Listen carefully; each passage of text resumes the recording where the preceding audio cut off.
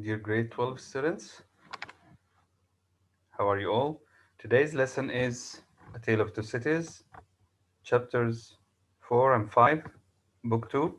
As you know, let me remind you that A Tale of Two Cities is divided into three books: book the first, book the second, and book the third.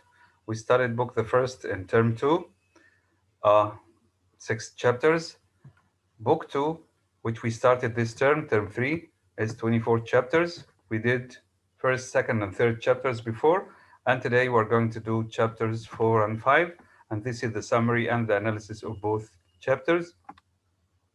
As you know, if you remember, in chapter 3, there was a trial for Charles Darnay. He was accused of being a spy for France in England, against England, and he was acquitted after Mr. Stryver, the lawyer, uh, uh, referred to the resemblance between him and Sidney Carton. Okay, summary: after going out of the court house, Dr. Manette, his daughter Lucy, Mr. Lorry, the banker, and Mr. Stryver, the lawyer, congratulate Darnay on the verdict, on his acquittal, on his release. After the group disperses, everyone goes home. Sidney Carton, approaches Darnay and invites him to a nearby tavern. A tavern is a small inn or a pub where he can drink and have some food for dinner.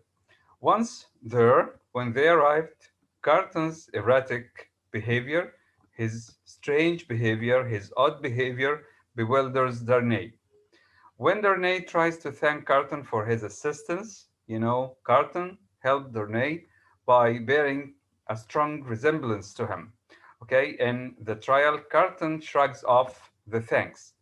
Carton shrugs off, doesn't accept or neglects the thanks, and informs Darnay that he does not particularly like him. Imagine somebody tells you that he or she doesn't like you particularly. Despite this disclosure, Darnay reiterates his appreciation. Darnay thanks him again, pays the bill. He paid the reckoning or pay the bill. Reckoning, Reckoning, and politely excuses himself. Before Darnay can leave, however, Carton confesses that he is drinking heavily because, as he said, I am a disappointed drudge. Something like filthy or dirt. I care for no man on earth, and no man on earth cares for me. After Darnay leaves, Carton reflects that despite their physical resemblance, as you know, they were doppelgangers, okay? The differences between them are great. Darnay embodies what Carton could have been, but Carton neglected himself, and he is what he is now. Carton muses that if he had been like Darnay, he might have the opportunity of being cared about by Lucy. As you know, Charles Darnay was interested in Lucy, Sidney Carton was interested in Lucy, and later we'll see that the lawyer, Mr. Stryver, is interested in Lucy. Carton finishes his drink and falls asleep on the table in the tavern. This is the summary of chapter 3. It's about 5 pages. You need to read it, guys. The analysis: central to the theme of doubles and mirror images that runs through A Tale of Two Cities are the characters of Sidney Carton and Charles Darnay. The previous chapter established their physical similarities. Remember, Charles Darnay was acquitted from the verdict, or the verdict was that he was innocent or not guilty. And now, because he was similar, or he is similar to Sidney Carton, this chapter establishes the differences in their temperaments, their moods. Where Darnay is polite, remember this, Darnay is polite, composed, and a gentleman. Darnay again is polite, composed, and a gentleman. Carton is ill mannered, unkempt, and a heavy drinker. He was a heavy drinker, unkempt, disheveled, sorry, ill-mannered. All the time he was in bad temperament. Dickens uses the contrast between the two men to emphasize the degree to which Carton is wasting his life, with Darnay serving as a representation of Carton's unrealized possibilities.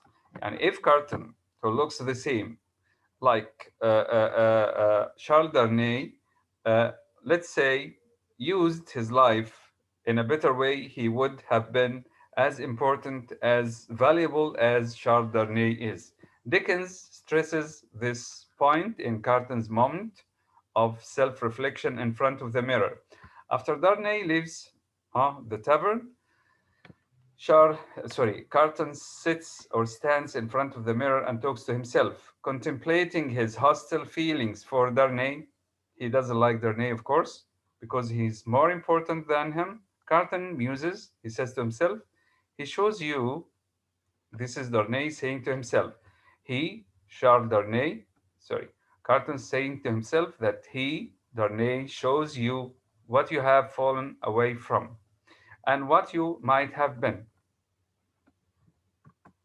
Carton has fallen away from the possibility of a happy life with someone like Lucy Minute.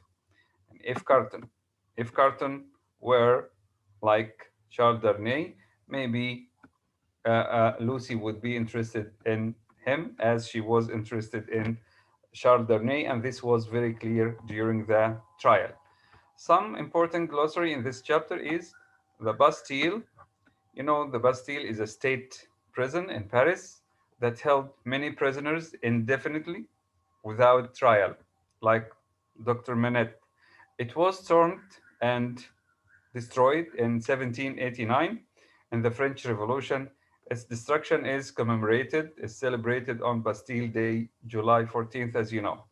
The robing room is the room where judges and lawyers put on their official robes and wigs in the courthouse.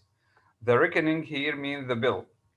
Winding sheet is a cloth which in which the body of a dead person is wrapped for burial, which we call shroud.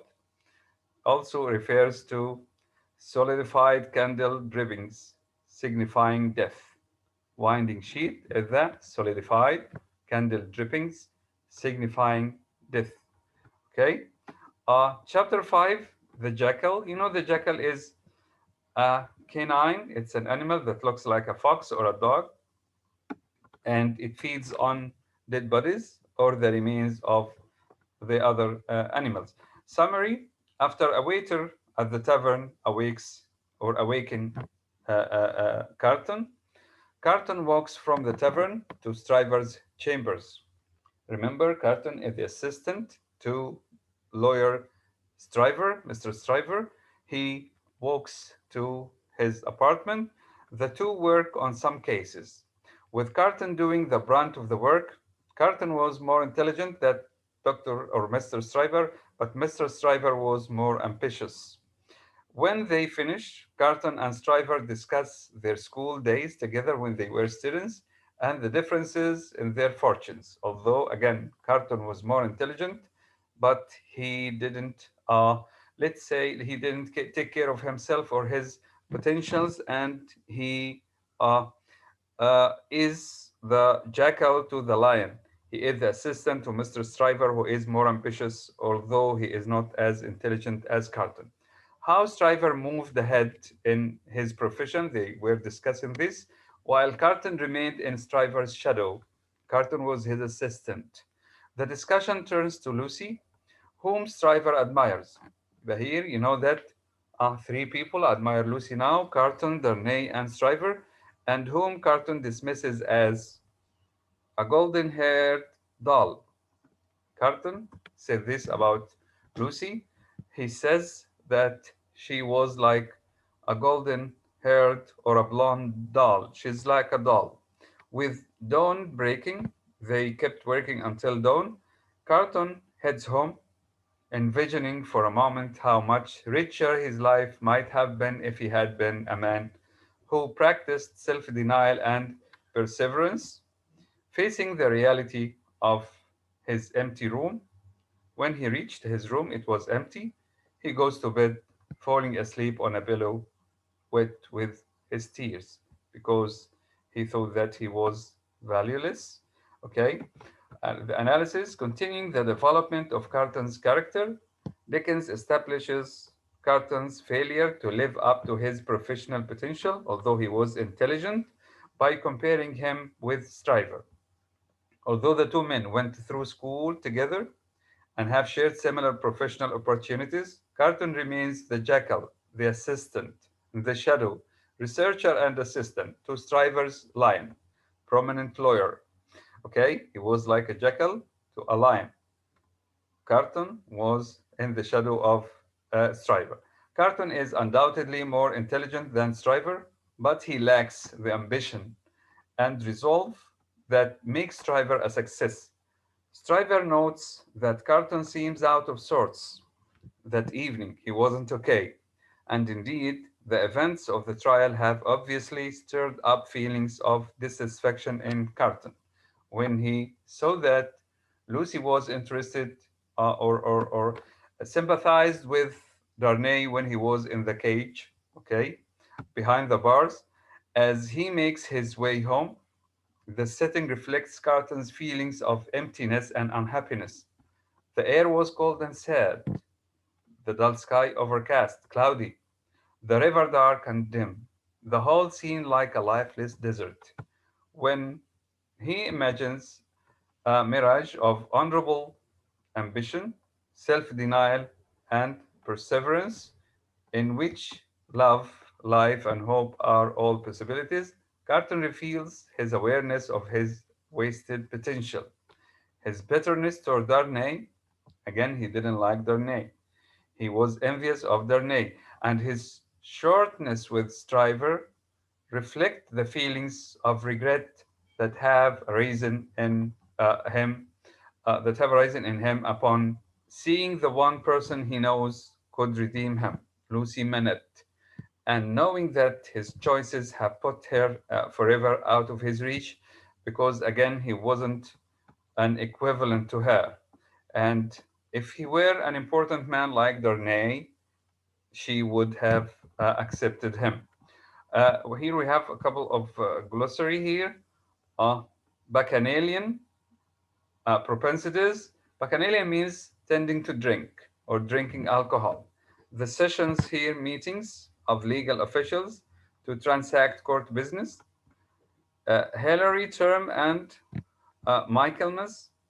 The term or the terms, the legal year was divided into four terms. These are two of them, and you have the time of each of them.